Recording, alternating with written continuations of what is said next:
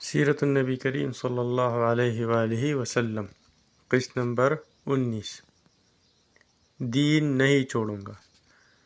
حضرت ابوبکر صدیق رضی اللہ عنہ کہتے ہیں، جب میں یمن سے میں اپنی خریداری اور تجارتی کام کر چکا تو رخصت ہونے کے وقت اس کے پاس آیا۔ اس وقت اس نے مجھ سے کہا، میری طرف سے چند شعر سن لو جو میں نے اس نبی کی شان میں کہے ہیں۔ اس پر میں نے کہا، اچھی بات ہے، سناؤ۔ تب اس نے مجھے وہ شعر سنائے۔ اس کے بعد جب میں مکہ معظمہ پہنچا تو نبی صلی اللہ علیہ وسلم اپنی نبوت کا اعلان کر چکے تھے۔ فوراً ہی میرے پاس قریش کے بڑے بڑے سردار آئے۔ ان میں زیادہ اہم عقبہ بن ابی معیط، شیبہ، ابو جہل اور ابو البختری ہیں۔ ان لوگوں نے مجھ سے کہا، اے ابو بکر، ابو طالب کے یتیم نے دعویٰ کیا ہے کہ وہ نبی ہیں۔ اگر آپ کا انتظار نہ ہوتا تو ہم اس وقت تک صبر نہ کرتے۔ اب جب کہ آپ آ گئے ہیں، ان سے نبٹنا آپ ہی کا کام ہے۔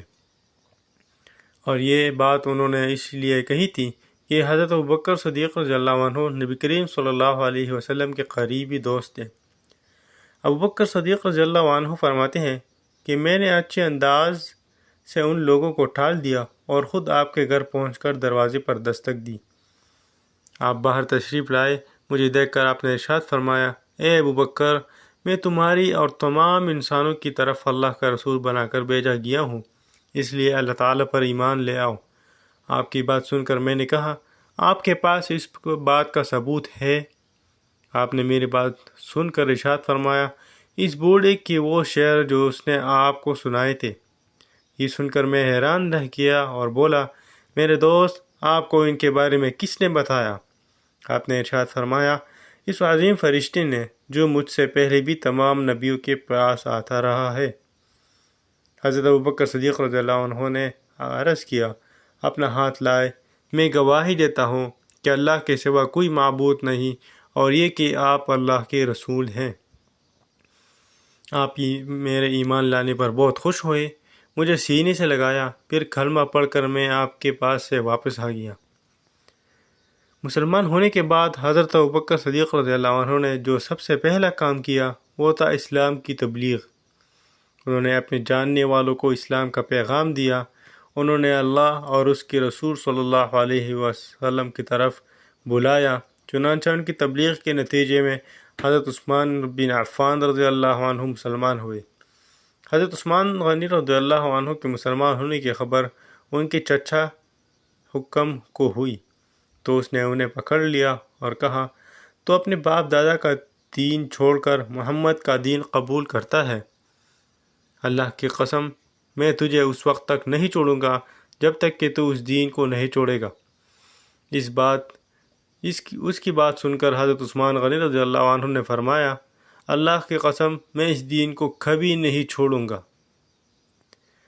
ان کے چچا نے جب ان کی پختگی اور ثابت قدمی دیکھی تو انہیں دوئے میں کھڑا کر کے تکالیف پہنچائے۔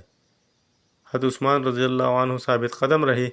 حضرت عثمان رضی اللہ عنہ کی فضیلت میں ایک حدیث میں آیا ہے کہ نبی کریم صلی اللہ علیہ وآلہ وسلم نے فرمایا، جنت میں ہر نبی کا ایک رفیق یعنی ساتھی ہوتا ہے، اور میرے ساتھی وہاں عثمان بن عفان ہوں گے۔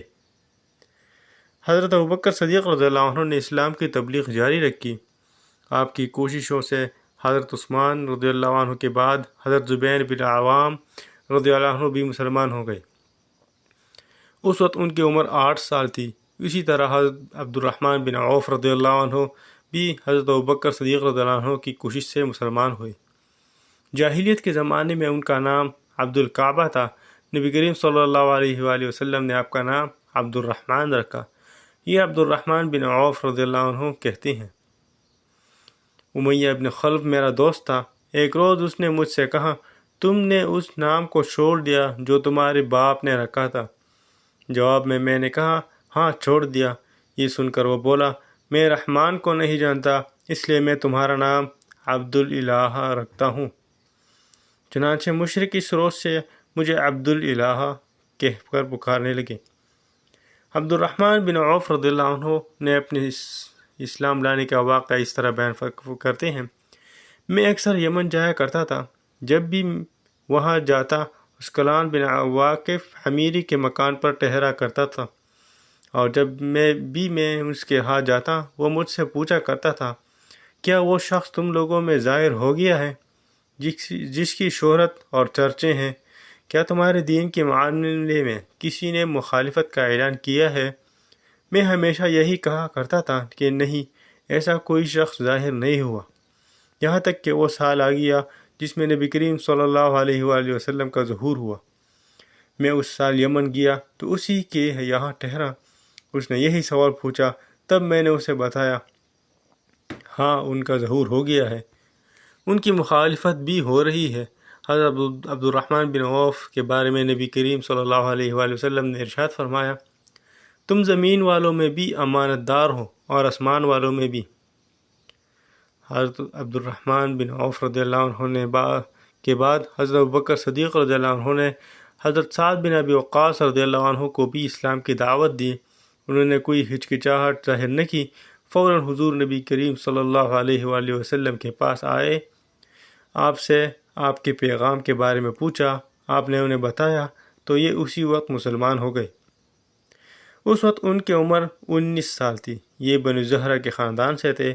آپ صلی اللہ علیہ وآلہ وسلم کی والدہ ماجدہ آمنہ بھی اس خاندان سے تھی، اس لیے حضرت سعد بن ابی وقاص رضی اللہ عنہ حضور صلی اللہ علیہ وسلم کے ماموں کہلاتے تھے۔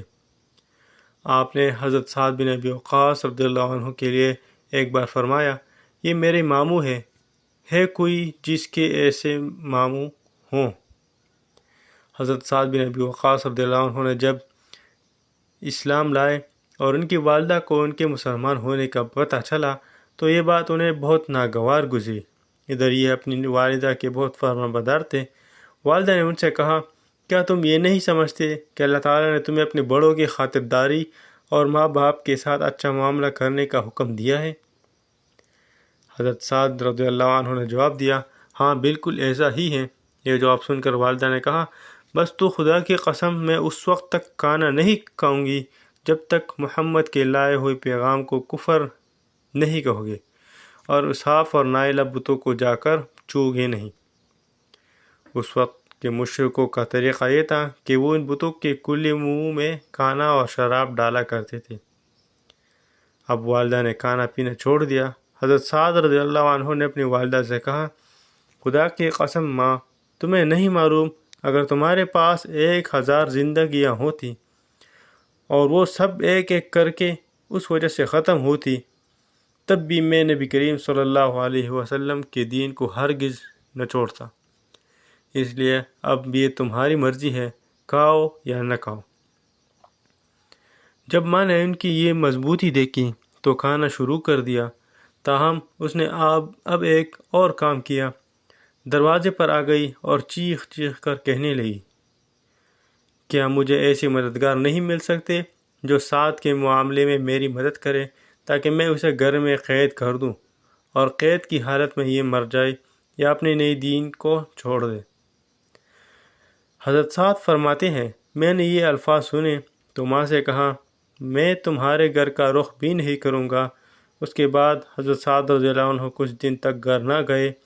والدہ تنگ آ گئی اور اس نے پیغام بھیجا، تم گھر آ جاؤ، دوسروں کے مہمان بن کر ہمیں شرمندہ نہ کرو۔ چنانچہ یہ گھر چلے آئے۔ اب گھر والوں نے پیار و محبت سے سمجھانا شروع کیا۔ وہ ان کے بھائی عامر کی مثال دے کر کہتی ہیں، دیکھو عامر کتنا اچھا ہے، اس نے اپنے باپ دادا کا دین نہیں چھوڑا۔ لیکن پھر ان کے بھائی عامر بھی مسلمان ہو گئے۔ اب تو والدہ کے غیظ و غضب کی انتہا نہ رہی۔ سلسلہ جاری رہے گا، باقی اگلی قسط میں انشاءاللہ۔